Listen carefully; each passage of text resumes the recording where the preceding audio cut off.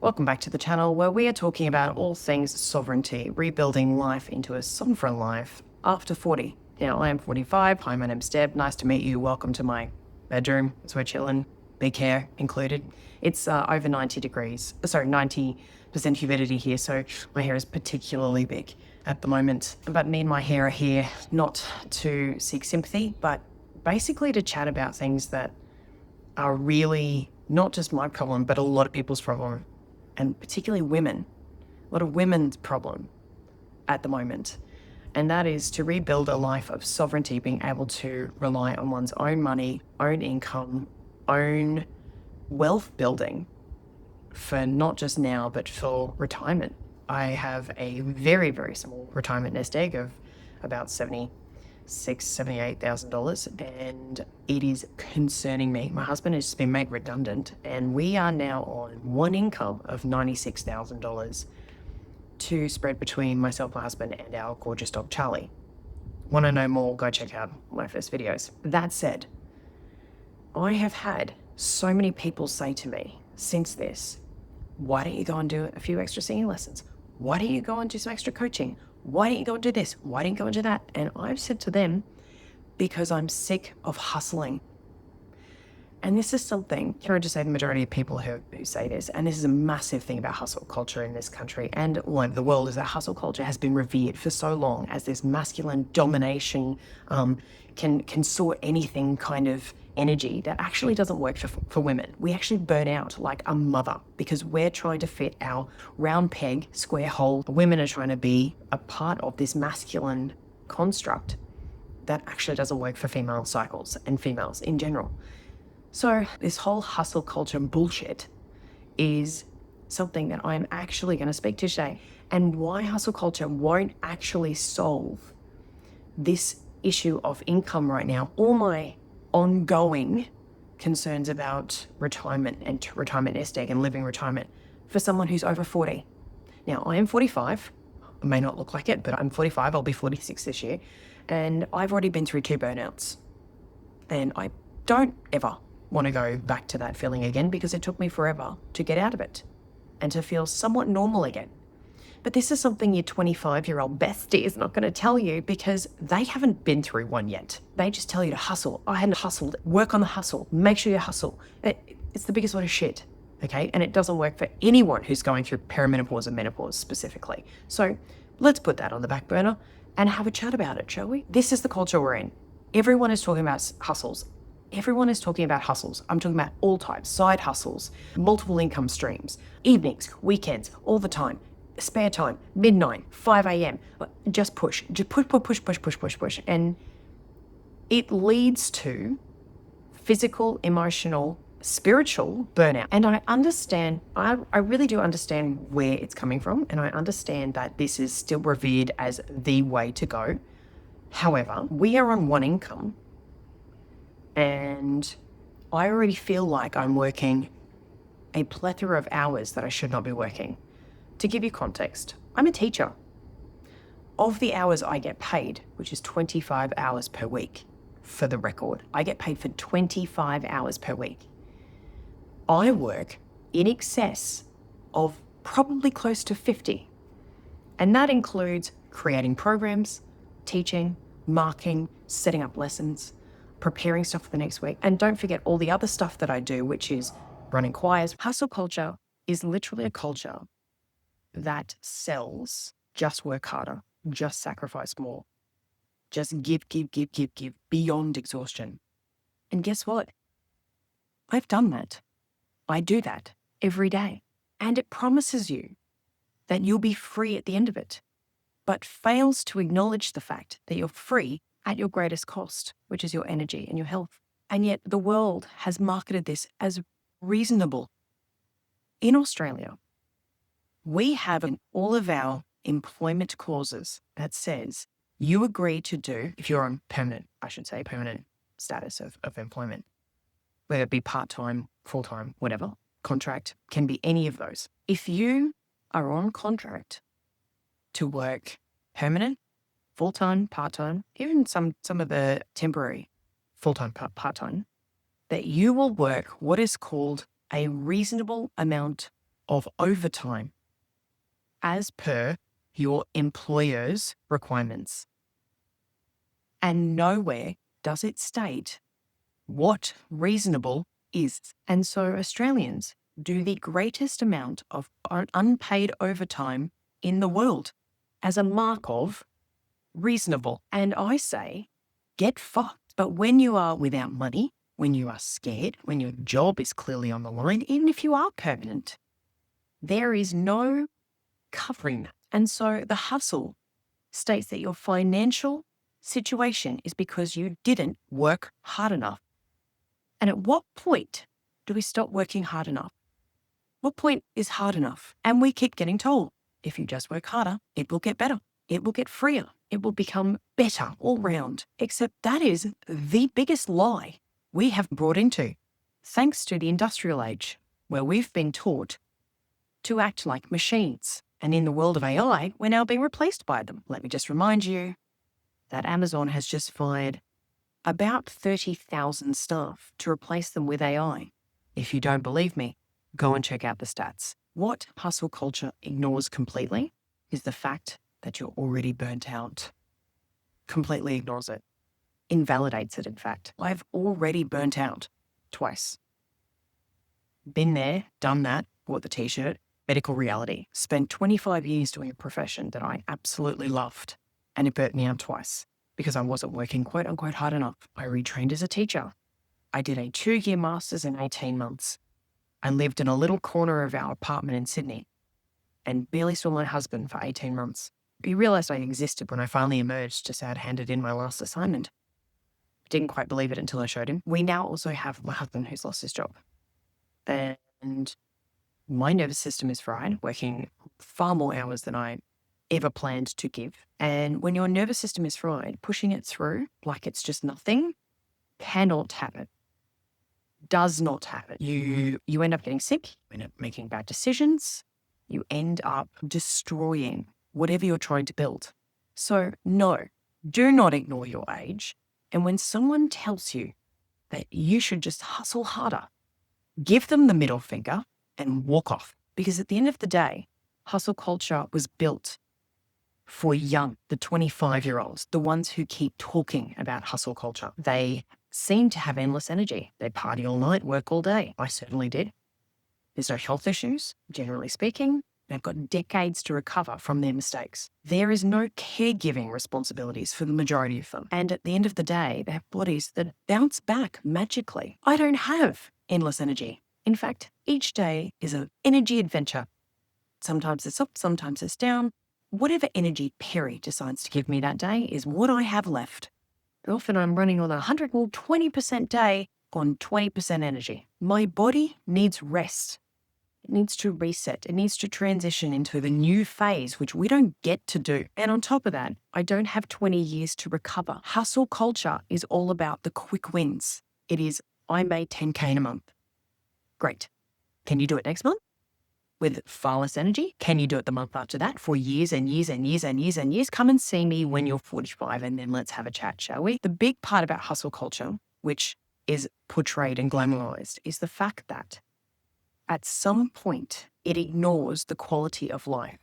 And the whole point in building at this age is to gain quality of life, not to sell your soul for less of it. What's the point of escaping a soul-sucking job?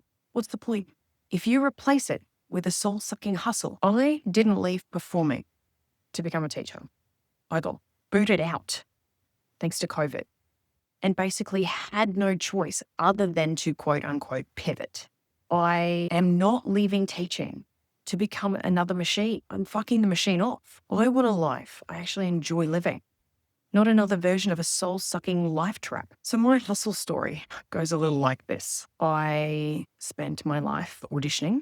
I spent my life rehearsing. I missed on weddings and funerals and all sorts of major events because I was traveling for work, performing overseas, performing in contracts in other states, living in other states. I'd be performing, I'd be rehearsing, I'd be teaching on the side. I was doing a little bit of voice teaching on the side. Like I said, networking, traveling, saying yes to everything because a no meant you lost work, you lost money. And that's what you do when you're freelance. As a freelance performer, I was my own business and I was the product. So I was the product who needed to be developing and maintaining skills, but I was also my marketing team, my finance team, and everything else in between. And because of that, you hustle. You have to. You network. You go to the events, you go to all the performances and premieres and all that sort of stuff, and you speak with people and you meet for coffee and you do all of it. All of it. And then you listen to your mates that are getting gigs that you aren't getting because they didn't consider that you may be an option. They go through agencies rather than actually speaking with freelancers who aren't going through an agent. And that's what's happened now, is that there are represented artists that are constantly being used in the country and from overseas before they will use local artists. And that is a massive problem because Australia has always revered international acts, those who were overseas before they actually revered the artists that were in the country, even though the people in the country were giving back all of themselves. I sang with artists that I genuinely admire and some very big names as well. I built something real, really real. And it was cool. It was great. I had a blast of a time, but it has a shelf life.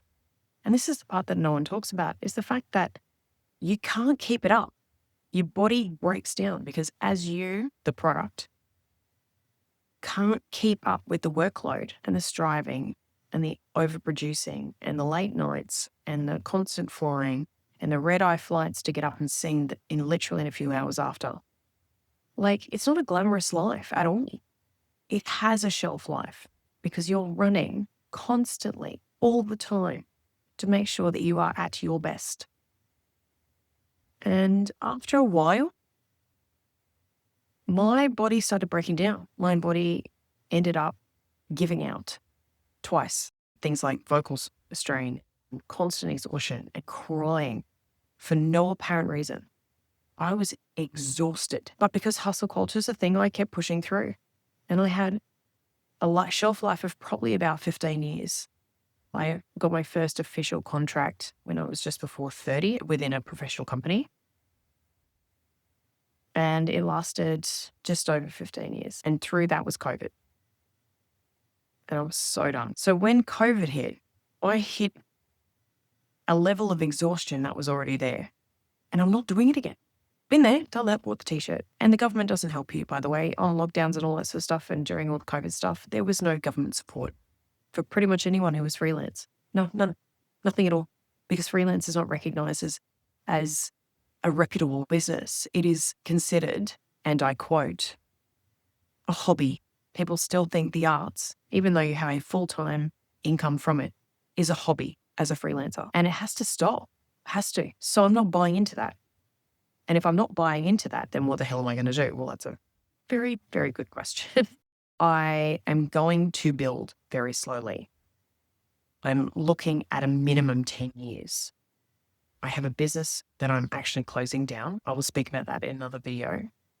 But I'm essentially taking the stance of an anti-hustler. Yes, it's a thing. I am protecting my energy first. I have my full-time teaching job. I am very careful about where the rest of it's going. So I'm not saying yes to every opportunity. I'm looking at ways that I don't have to be actively involved. I am not waking up at 5 a.m. to work on my side hustle, get fucked. I am choosing high impact activities so that they will work versus giving my finite resource away with very little in return. And don't you dare come at me as those who actually have no clue, particularly those who are like, oh, but you're a teacher, it's a vocation. Oh, man, say that to me and it won't end well for you. It won't end well.